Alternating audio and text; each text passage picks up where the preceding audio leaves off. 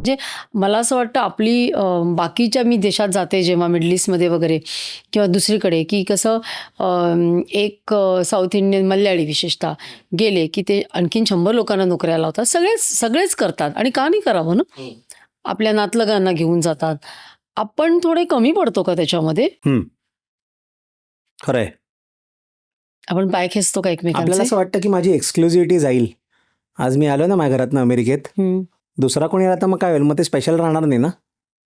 असं मग असं होईल की आपण सगळेच जातात हे घरातले, ह्याचं खूप काय जुनं एवढं. झालं नाही का? असं असतं काही लोकांचं, म्हणून ते थोडं हे करत नाहीत, एकमेकांची मदत करत नाहीत. ते होतं थोडं. आता मी आजची तरुण पिढी बघते, विशेषतः हे यूट्यूबर्स म्हणा, सोशल मीडियावाले, ते इतके ओपन असतात आणि ते असं नाही की बाबा मीच फक्त करणार, कोलॅब्स करतात, एकमेकांबरोबर शोज करतात. म्हणजे मला असं वाटतं की नवीन पिढी आहे ती एवढी क्लोज नाहीये. पण एक सांगू तुम्हाला मी, मी बऱ्याच लोकांना ह्याच्यापैकी क्लोजली ओळखतो. काही लोक जेन्युइन असतात की तुम्ही त्यांच्याकडे जा, त्यांना वेळ असेल ते तुमच्याबरोबर बनवतील videos, irrespective of who you are, हो. तुमचे किती फॉलोअर्स आहेत, काही आहेत. काही लोक अशी पण आहेत की 2 वर्षापूर्वीपर्यंत जी लोक माझ्याशी बोलत नव्हती, आज ती लोक माझ्याबरोबर एकदम छान बोलत आहेत. का? कारण आज थोडंफार सक्सेस मिळालंय. अशी लोक आहेत. पण हा सगळ्या टाईपची लोक आहेत. मानवी स्वभाव आहे ना, की मला याच्यातून काय मिळणार? हो, पण जर मग- मला याच्यातून मंदार भिडेनी मला मेसेज केला, पण मला मंदार भिडेकडनं काही मिळणार नसेल, तर मी कशाला त्याला रिस्पॉन्ड करू? पण आज मंदार भिडे मोठा झालाय, मला म्हणजे चला हा माझा मित्र आहे बरं का. तर असा हा मानवी स्वभाव आहे माझ्या नाही, पण मते. कसं आहे, पण that is not how I am. आणि माझं असं आहे की तुम्ही जर माझं बघितलं, माझे मित्र खूप आहेत, पण ते सगळे असे आहेत ना ज्यांच्यावर माझी ती सेम वेवलेंथ मॅच होते, की मी समोरच्याशी ह्याच्यासाठी कन्व्हर्स करत नाही की मला ह्याच्याकडनं काय मिळेल, किंवा ठीक आहे मजा येते ह्याच्याबरोबर बोलायला. माझं तुम्ही बघितलं तर I have friends from all walks of life, की आय नो मला जे हवं आहे ते करण्यासाठी आय एम केपेबल इनफ. आत्तापर्यंत झाले तर 40 वर्ष झाली, 2/3 ऑफ लाईफ गेली आहे. त्याच्यामुळे आता पुढेही कोणाची लागणार नाही आहे गरज.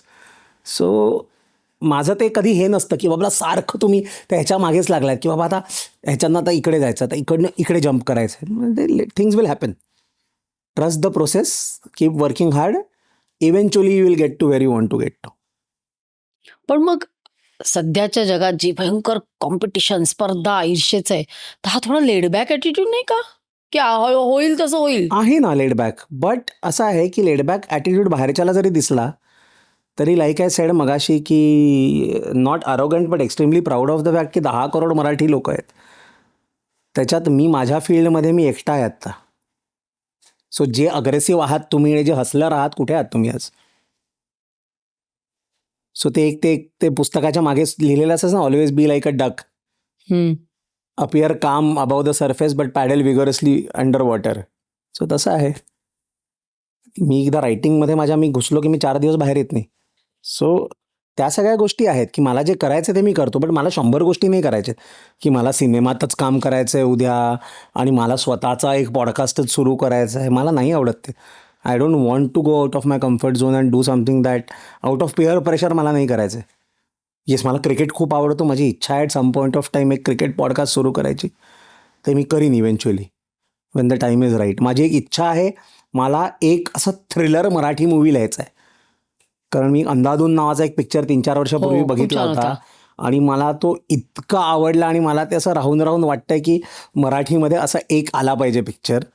सो त्याचं चालू आहे साईड बाय साईड लिहिणं, अरे वा. But since that is not my first त्याचं थोडं थोडं लिहून मग राहतं आहे, थोडं अजूनही I am not able to figure out how it ends the story.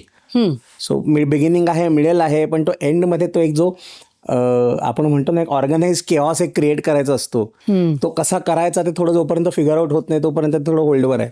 पण अशा काही गोष्टी आहेत ज्या करायच्या आहेत, बट ते मला माझ्या पेसवर करायचे आहेत, नाही तर मग नोकरीच केली असती ना. म्हणजे मला जे दिसतंय की मंदार भिडे हे त्यांच्या कम्फर्ट झोनमध्ये राहून त्यांच्या स्पेसनी नो हसल, म्हणजे इंटरनल हसल असेल, मला हे करायचंय, मला ते करायचंय, Yeah. तर हल्ली असं हल्ली मी जग इतकं पुढे चाललंय की तुम्ही हसल करत असलात तरच तुम्ही पुढे जाल. एक दाखवायचा हसल असतो, एक कामाचा हसल असतो. हम्म. उपयोगी हसल हा माझा खूप छान चालू असतो.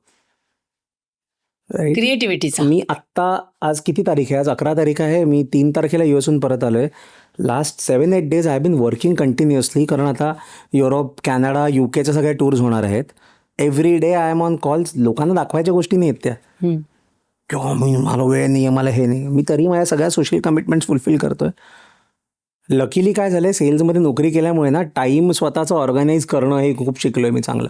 आणि मी पहिले ऑलमोस्ट 3.5 वर्ष नोकरी आणि स्टँडअप दोन्ही मॅनेज केलंय. So I was always the most efficient person in office, कारण मी सकाळी पोचायचो, कारण मला 6-6:30 निघावं लागायचं ऑफिसमधून. सो माझी सगळी कामं वेळेत संपवून मग ते खालचे जाऊन ते ह्याचे जे ब्रेक्स होते ते कमी करा. मध्ये लागली होती सवय काही वर्ष. हो का? किंवा हां, मग जेवायला 1-1 तास जायचं, ते 15 मिनिटात जेवून परत या, ह्या सगळ्या गोष्टी झाल्या. सो एक वेळ प्रायोरिटाईज करणं. आणि आता 2 मुलं असल्यामुळे तर अजूनच you have to be extremely disciplined. आणि हे सो अजूनही आमचं असं आहे की कधी पुण्याला शो होतो संडेला, येईपर्यंत 3 वाजतात, 3:30 वाजतात. पण माझा मोठा मुलगा क्रिकेट खेळतो, सकाळी 6 वाजता उठायलाच लागतं. There is no bypassing that. कारण मेड आहे मुलांना बघायला, पण ती 10 वाजता येते.